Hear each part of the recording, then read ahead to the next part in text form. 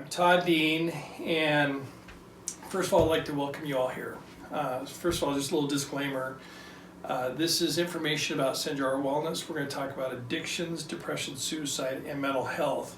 But for the record, I'm not a psychologist, I'm not a doctor, I'm not a PhD, but based on the people that I work with, directly and indirectly both, I deal with the top professionals in the country regarding what we're going to talk about today. Okay. Secondly, none of this is my stuff. It's just I just happen to be the magician or the master or full businessman to put these pieces of the jigsaw puzzle together. Okay, so let's get into it. So hang on. Okay, we're going to talk about addictions, depression, suicide, and mental health, which affects every single one of us. We can't get out of this life without that one, right? Anyway, so let's start with, okay, so let's say you have an issue. Okay, you have a problem in your life. Where's the very first place you go? That's exactly right. Your friends and family. Okay, now my question to you is that going to change your patterns, or is it going to help solve the issues in your life? That's exactly right. The answer is no. Okay, so the next level, or the next area that people typically go to for wanting to solve these issues and patterns is they typically go to like a church or a pastor, a priest, minister, whatever, rabbi, whatever it may be, to deal with these issues. Okay?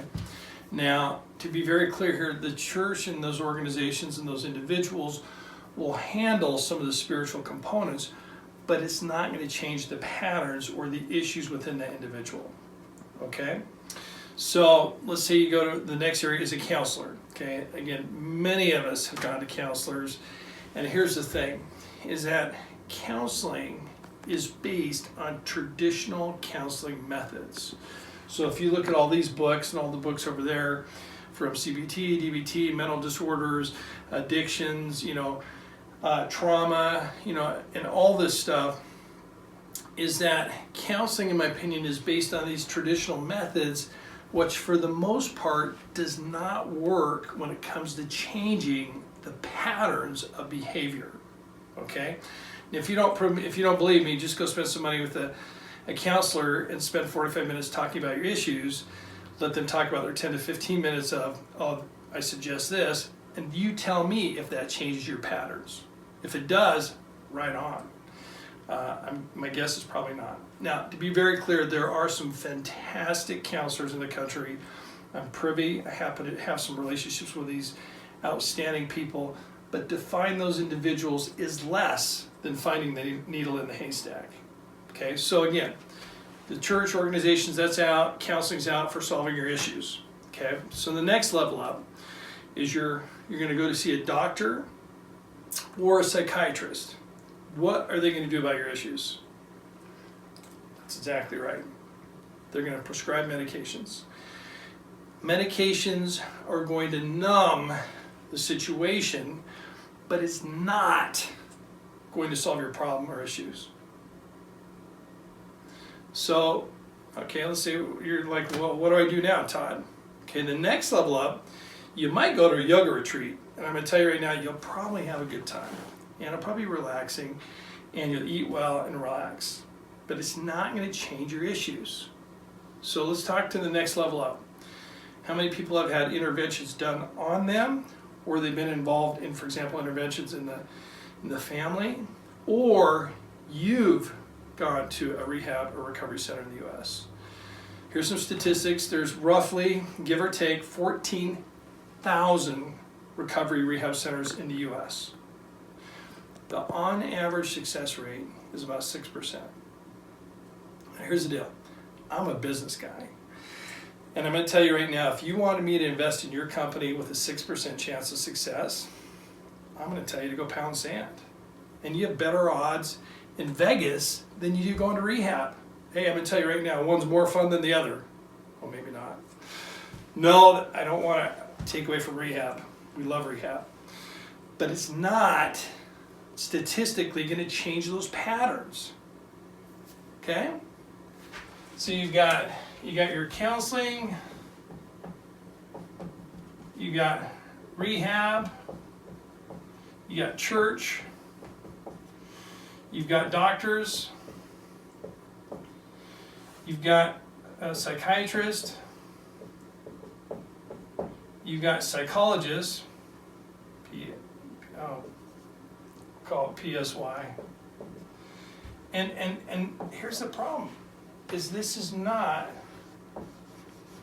going to solve your issues. So here's the thing. So let's talk about life, okay? Here's your life and here's my life, okay?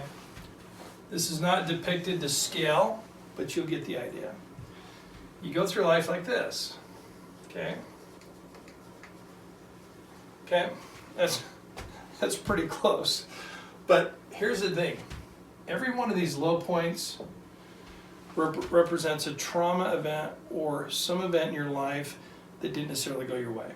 Okay, and I'm talking a breakup with a boyfriend, I'm talking being bullied in school when you're a kid, I'm talking not getting an A on the test, maybe a C or an F, I'm talking not getting to college, a divorce, the economy turns, losing your money, a death in the family. Those are just a few, okay?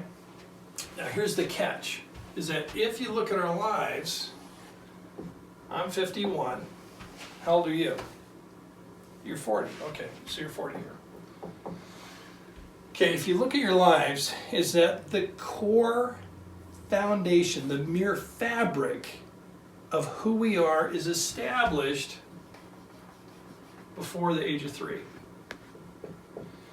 Okay, now I can tell you firsthand, going to counseling, and go, oh, you know, that trauma, your mom and dad divorced, you know, when you were young at age 5, you know, and you go, oh my God, my trauma was my mom and dad splitting up at age 5. I'm going to tell you right now, it's BS. Okay, and it's not BS that it wasn't a trauma event.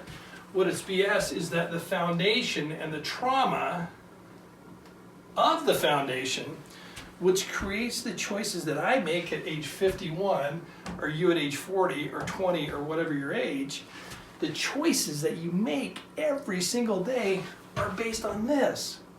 The events and the foundation that was set before the age of 3. Now here's the deal. It actually starts in the womb. I'm not going to go into that in details, but I have many clients that I've worked with that I had one actually not too long ago where the actual trauma started when the child was actually conceived. So again, the trauma is going to affect and has affected that individual the rest of their lives to date. Okay? So now here's the deal. So this is the core of everything else that happens in our life, which includes all this. Now here's the catch. So what happens with trauma? Okay? So with trauma is that it has to have an outlet. Okay? So I'm going to give you an example, and I could make up several different scenarios. I'm just going to use this for illustration, but this is actually a real life example of one of the clients I worked with. So the woman, and actually the baby, was 6 months old. Okay? By the way, trauma is T-R-A-U-M-A, by the way. That's my writing there. So the little girl's in the crib. She's 6 months old, okay? And she's sleeping. The parents are in the bedroom next door. And the father starts yelling and screaming at the wife about finances. How could you spend that money on that Louis Vuitton purse? Well, maybe it wasn't a Louis Vuitton, but the point is the father starts yelling at the wife. There's yelling, the wife's crying. There's all this trauma that's going on that's going to affect this innocent 6-month-old little girl. Now here's the crazy thing. That event has nothing to do with that unfortunate little girl. But that event is going to affect that little girl the rest of her life. So here's 2 things guaranteed. Guaranteed, these 2 things. And this is a real life story. Number 1, loud noises are going to be a trigger. Number 2, arguing. Arguing is going to be a trigger. So these 2 things, it's going to physically imprint the brain in her, the wiring of her brain. If you don't believe me, Google neural pathways. It's going to imprint the brain so that when arguing and loud noises happen, that's a trigger for her. So this woman, this young lady, this girl, this baby, is going to go through life not wanting to ruffle the waters or shake the trees or to create upset. God forbid upset.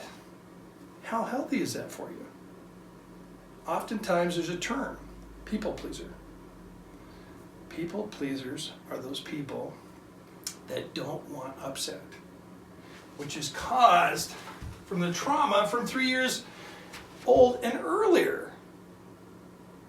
And they spend their life, and here's the thing, I just had a phone call an hour ago, no joke. And the woman was talking about, she goes, you know, I always feel empty when I'm pleasing all these others. I go, exactly.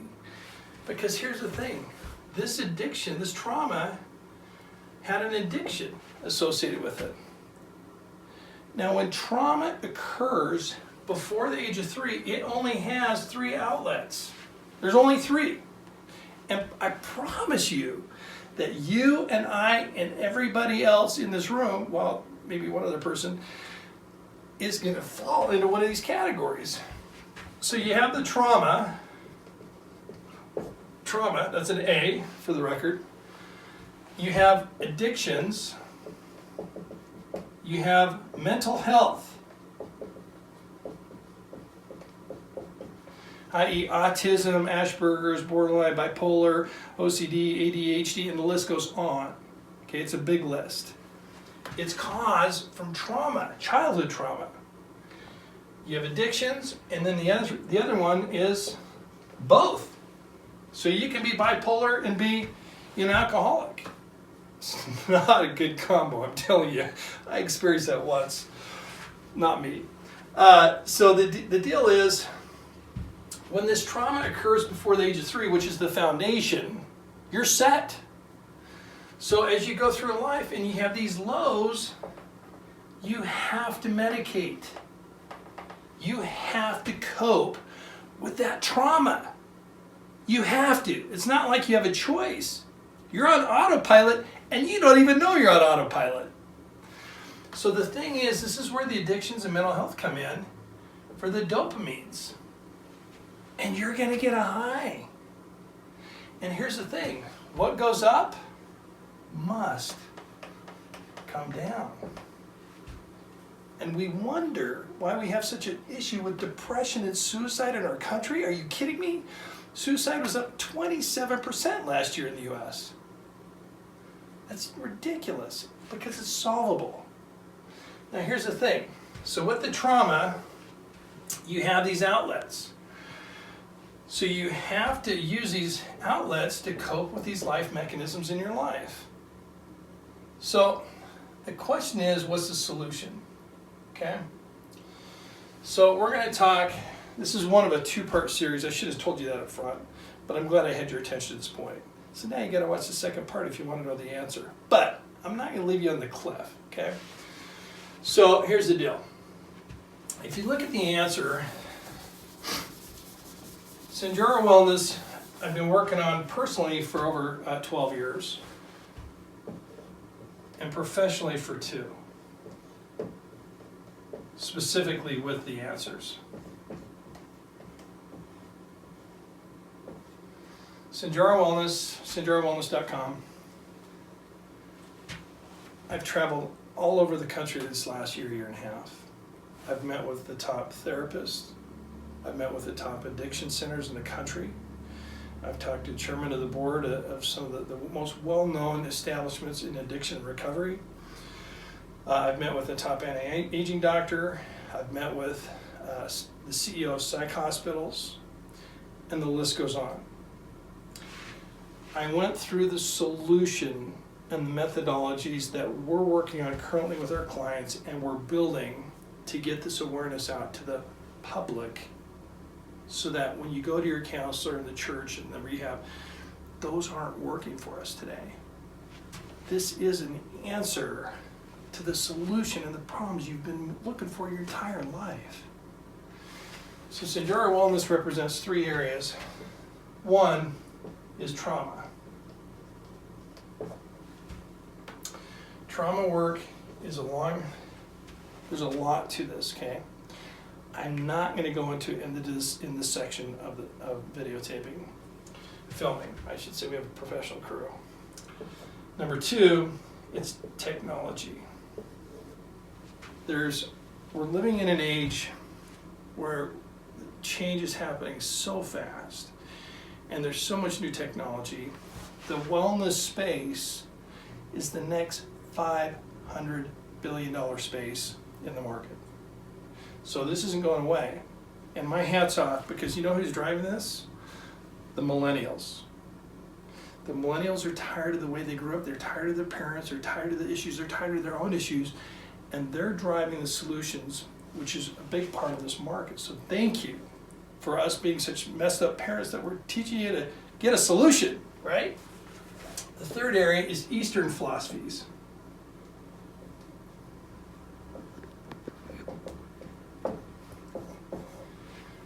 We're bringing in some awesome Eastern philosophies that have been around for hundreds of years. But combining the Eastern philosophies with trauma and technology, what happens is we actually break these patterns of addiction and mental health in our lives. So I'm going to leave you with that. You want to know more? You got to watch part 2. All right? Todd Dean, check it out.